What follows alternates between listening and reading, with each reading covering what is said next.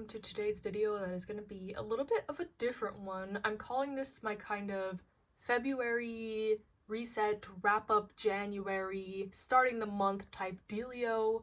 This was heavily inspired by some of my favorite creators, Shay Geeks Out and Tony's Manga.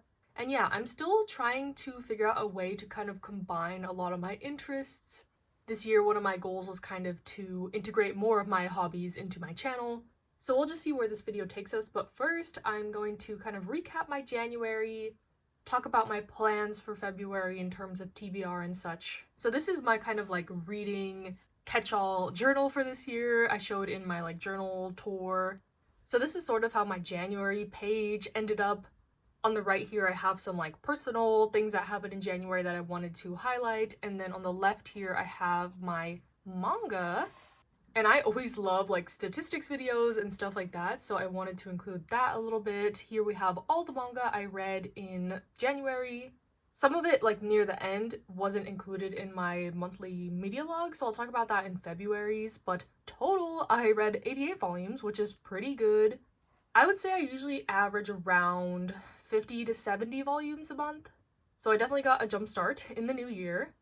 Breaking it down by demographics, I read 1 josei, 9 seinen titles, 26 shoujo volumes, 51 shonen volumes, and 1 BL, which I would classify as other. I'm getting these demographics and genres from Baka Updates, which is a website that has like a big database of manga. So that's my point of reference, I guess. I typically don't really care about demographics, but I thought it might be interesting to track this year. Also, genres. So from Baka Updates again, my top genres were comedy, drama, romance, and sports. Sports, obviously carried by Days, and I started my reread of Haikyuu. Pretty much all of these had the category of comedy in some form or another. I don't know if I necessarily agree with that, but yeah, and then drama and romance. So January was heavily shonen leaning because of my Days read. That was the bulk of my reading, almost half the volumes. And I will say that was my favorite read of the month, and I'm gonna do like a journal spread dedicated to it, which I'll show later. But yes, overall pretty happy with my reading month this month. Personally, it was kind of a mess, so ignoring that. But now I'm gonna set up my pages for February. So for February, the month of love, of course I have to have like a pink theme. I got some of these washi tapes. I've been liking doing these kind of spreads lately because it gives me a chance to use some stationery that I usually don't use in like my manga journaling, I guess. And I get to pick like a theme, and this month's theme, like I said, pink, and I'm gonna use these Kiribaku stickers and stationery that I have. They're from this like fan kit that I bought, Ichigo box. It came with like a ton of different stuff, and the theme was like Kiribaku like baking sweets type thing. I don't know, super cute. But I'm always like hesitant to use like fan art stickers and stuff like that because they're so like one of a kind, precious to me. So they just sit in my binder, but I'm gonna try to like use more stuff like this, utilize them in a way where I can like be seeing them whenever I open my journal and make me smile that way instead of just sitting in my huge fan art binder. But regardless, I think I'm gonna use this one for just like my manga tracking, and if it gets longer than this, I'll like bleed into the pages, but I suck at calligraphy, so we're gonna try to practice that with these spreads too, these low stakes spreads, I guess. Okay, not really calligraphy, but you get what I mean. This will be my like highlights page. February so far, I don't have many plans, I don't think, just my normal work schedule and such. But February is my birthday and I have some fun things planned, so hopefully I can try to vlog that or something. Hopefully do some manga shopping. It's like the first weekend in February already, nothing eventful has happened to me yet, but we're supposed to have this huge storm coming like tomorrow, so we'll see how that turns out. Time to hunker down. And then in terms of like my TBR for this month, as you saw in January, I started rereading Haikyuu, and I'm super excited about that. I'm rereading it now to prepare for the movie that's coming out, which is like a certain game later in the manga. And I know it's not going to come out internationally for a while. I think I saw, like in some other Asian countries, it's coming out in April. So that's probably when we'll get it here, but I wanted to be prepared. I wanted to reread the series. So that's like my first read already. I got up to volume 7 in January, so I'll start at 8. And then I'll probably finish the series this month, but you never know what'll happen, so I'm not going to write 245. But that will go like here, and then let me just deco a little bit. I'll use these notepads for like my stats. and then decorate with a little bit of washi tape. I like rarely use washi tape in my spreads also, I don't know why, so this is the perfect opportunity to use more of it. But other than Haikyuu, I really want to reread the Apothecary Diaries. I've been really itching to, especially with like the anime coming out. I've been seeing so many people talk about it, and that has gotten me in the mood. I'm a couple like volumes behind also, so I want to like reread and then catch up, if you know what I mean. But that's pretty much my only concrete reading plans. I'm very much a mood reader. That's why I never do like a TBR type video every month. I do my big one for the year, and maybe I'll try to knock one of those series off. But Haikyuu was on my reread list anyway, so actually it was from last year that I never got to. I really dropped the ball on my rereads last year, but you know, we're making up for it. I'm actually already on like volume 13 of Haikyuu, so I was planning to like reread it the whole month, but I think I'm gonna probably finish that a lot sooner than expected. So I think this is it for my setup, and then as I like see how much manga I end up reading and my stats, I'll kind of fill it in with more. But that is my setup for February. And then in terms of books, in January I read 5 books. 4 of them were like parts of series, and in February I plan to continue the Inheritance Game series with the next 2 books. And then probably pick something from my physical TBR because I've been reading everything from the library, and I told myself I would try to get through like my own physical TBR a lot more this year, so yes, gotta get back on track with that, but otherwise also mood reading for the books. Okay, next segment, I guess. As promised, I will do some journaling on Days, the manga. I kind of want to do this for like my favorite series of the month, do like a dedicated thing to them, but I don't want to make this video ages long, so I already kind of like pasted the pictures. I'm gonna use these stickers I got from Kinokuniya, and yeah, so as you can see, Days is a soccer manga, and I talked about this in my reading log for January quite a bit, but I loved this manga. I had previously read like 10 volumes of it, and I had seen the anime, so I was already like familiar with the story. But reading this like full thing through all in one go, binging it, reading a little bit every day on the K-manga app was really like an amazing experience, and I highly recommend it. All these panels that are featured in this spread are ones I like screenshotted while reading the manga also, which is something I rarely do because, you know, I usually don't read series digitally, so these are kind of like extra special moments for me. They're a little bit spoilery. I tried to keep it pretty vague as much as I could, I guess. But since this is not like a super popular series, even just like looking up Days manga on Google Image, I couldn't really find much, so I'm glad that I did have these pictures. I actually got like a warning on the K-manga app. It was like, warning, illegal activity, like do not screenshot manga, and I was like, oh. I mean, I know that, but I'm not like selling these or posting scans to websites, so I think it's okay. My personal use is okay, but I was kind of like, oh dang, I cannot do this anymore, I guess, or they're gonna kick me out. But yes, Days is a soccer manga. I love it. The main character is like this wimpy guy who's never played sports, and he gets roped into playing soccer. And his soccer team is like a really elite school. They're not like an underdog school, so think more like Daya in terms of the team dynamic. But seeing the main character come into his own and his internal struggles is just like the key highlight of the series in my opinion, and the relationships he has with the other characters. A certain character is very featured in many of these images, as you can see. But yeah, some of the main character struggles I think are really unique in a sports manga. Like I said, I talked more about this in my reading log, but I don't know, I really appreciate some of the discussions and the dialogue in this. And it definitely bumped it up to be my favorite soccer manga. I haven't read too many soccer manga, maybe like 4 or 5. So I don't know like how that puts it in my ranking in the grand scheme of things, but I really like this manga, and I don't know, I highly recommend if you want a like kind of more introspective sports manga. Deals a lot with the characters' home lives and their struggles in that aspect. It's not all about the soccer, which I know can be an issue for some people, especially if you've like never played sports. You're like, why are they so passionate about this? Why do they care so much? Why are they like trying to win? Maybe it's just because like I'm rereading Haikyuu right now and I'm like in that mood as well. They always talk about like, especially with Tsuki, my favorite character, he's like, this is just a club, like why are we trying so hard? Why are you trying so hard? Like, what's the point? And they explore these themes pretty nicely in Days also, in my opinion.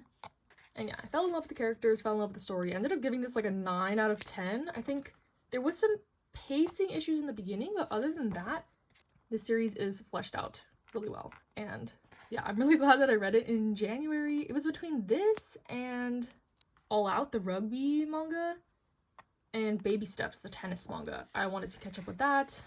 I've read about like half of that series, and then All Out I have seen the anime.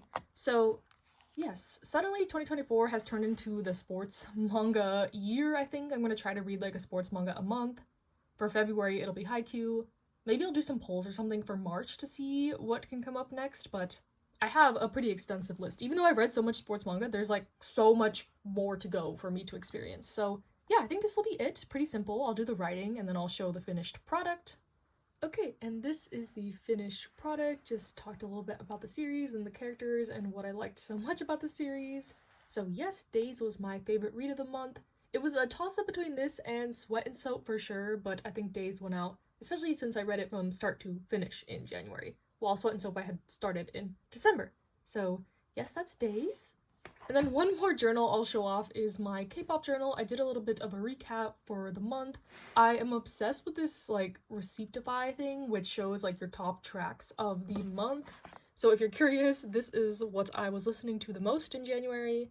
I shared my January K-pop playlist in my media log for January and talked about like some of my favorite comebacks. But yeah, I just wanted to have this down somewhere. Maybe I'll include it in like my wrap up in my big journal next month, or continue to do like these little dedicated spreads. But yes, just wanted to share that because the next segment will also be K-pop related. I forgot to mention I'll put timestamps so you can skip around, but yeah. Okay, hello, new segment for this. We're gonna be sorting some of my K-pop photo cards. I love these videos so much. It's pretty much all I watch on YouTube other than like manga content. But I feel like K-pop content is so niche for my audience, like books, journaling, okay, like maybe I can work around that, but my photo cards, I don't know. So let me know if this is something you're interested in at all. But I recently got like a big lot of Jinjin cards that I wanted to store away. I've been so excited to store these. If you don't know, I recently started to attempt to collect OT6 Astro, so this will be a very casual collection. I'm trying to start from like the newer eras forward. This binder is like still in the works, very under construction. But this lot had a lot of like his older cards as well, so I can put these away separately. But starting from All Yours, I think I have this complete set from this lot. It was super cheap. I think I got these all for like around $2 each. And yeah, this is how I have them set up for now.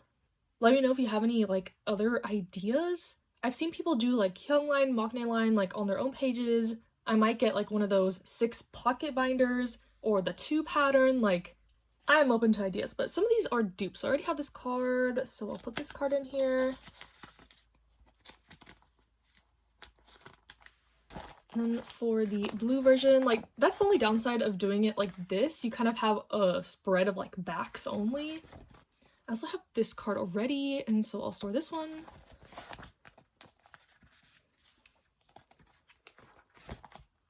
This spread's coming along nicely. I am so happy I have the Unu Care Bear card. Like, this is a very expensive card that I got for a decent price.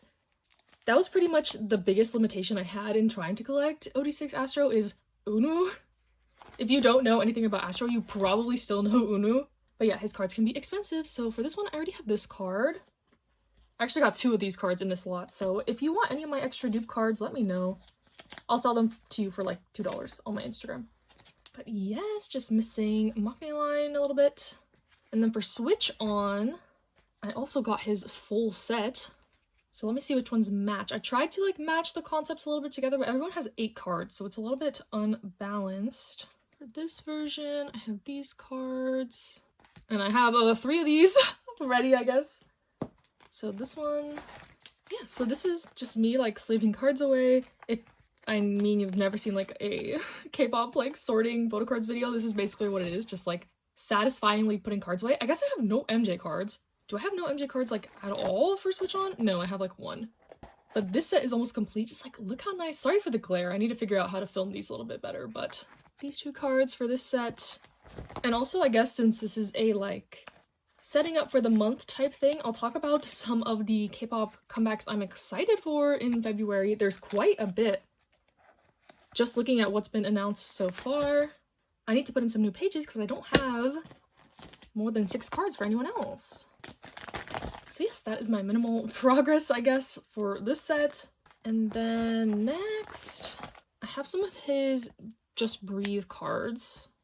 And I don't think I've set up quite yet for that. I think they have like 8 cards each, so I'll set up 2 pages. But yes, comebacks I'm excited for in February. Of course, Twice, my girlies Twice. It feels like it's been forever since we've gotten a comeback from them. I know it hasn't been that long, but I saw them in concert last year. They are not my favorite girl group, but definitely the one I listen to the most in terms of music. They just have such a large discography that it's pretty easy to always have their music on repeat. And then Billy's having a Japanese comeback. Le Seraphim announced their comeback. I'm not the biggest fan of their music, honestly, but I will check it out, of course. I check out pretty much every release from groups I'm somewhat familiar with, or they have members from survival shows or something in that vein. And then also Moonbyul is having another mini album. And I like a lot of Mamamoo's solo music and their group music as well, so I'll definitely be checking that out. In terms of boy groups, we have Ten's solo mini album. It's not really a debut because he's had solo music before, but Ten is my bias in like all of NCT, if you aren't aware. So super excited for that. I think Taeyong's new solo might be coming out also in February. And then NCT Wish. I know nothing about Wish so far. I honestly didn't think the Japanese unit was going to be a thing, so I haven't been paying attention, but I'll check out their debut. But the main event, of course, that I'm excited for is Unu's solo debut. I'm so excited for it. Unu, he's done a lot of OSTs for dramas he's been in and stuff like that, so I'm super curious to hear what his solo music is going to sound like. I'm not sure if I'll collect all his cards, but I'll try to get a couple copies of the album.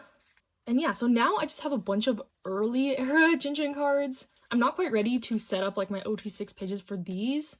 This page back here is kind of like my dump page of extra cards for when I get to these collections eventually, because I am complete for all the older eras pretty much for Bin, so I don't know if I will integrate his collection back into an OT6 layout eventually, but there's not really a place for me to put these cards in here, if you know what I mean. But for now, I'll just put them in here by era. From debut. Oh my gosh, these cards are so funny. They're so young in these. But yeah, we have this Dinky Line Play card. We have a Summer Vibes card. A Winter Dream card. Dream Part 1. Some Dream Part 2 cards. Like I said, I'm really happy that I found this person selling this huge lot. And hopefully I can find some other members this way. I think MJ should be pretty easy to collect overall, and Rocky. But we'll see. Taking this really slow. If you have a bunch of Astro cards you want to get rid of, just hit me up. I don't want to pay too much, but I really love Astro. My other ult group is Block B, and they don't really have too many photo cards. They're kind of before the photo card time, I guess. But Astro definitely has a bunch, and they're pretty much the only group I'm really collecting right now, other than Zero Base 1. So my collection is quite small, but it's been really fun lately to sort of build this up slowly. So yeah, I hope you enjoyed this little segment of me talking about, some stuff I'm excited for and storing away some cards. If you want more K-pop content in general from me, I can do a haul video, storing photo cards, album collection, photo card collection, anything in that vein I'm willing to do. I just don't know how many people would be interested. So yes, let's move on to the next segment of this February prepping video. Okay, the last segment of this video is something I've been thinking about doing for a really long time, and it's not gonna come to fruition yet, I don't think, but I've been thinking of unhauling stuff. My collection is quickly overflowing, and every time I go to shelve my new manga from my monthly hauls, it's a big ol' mess, and I have to shift stuff because I have stuff organized alphabetically by publisher, split into ongoing and completed if you've never seen my collection.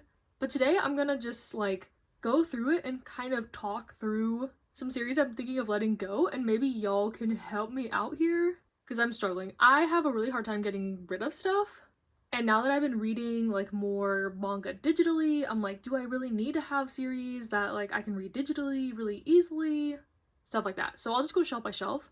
Sneak peek into like a collection tour. I don't know if I'll do one anytime soon. My shelves are a mess, like I said. So starting at the very top with my ongoing Shonen Jump stuff, the only thing from here I'm thinking of getting rid of is Kaiju number 8.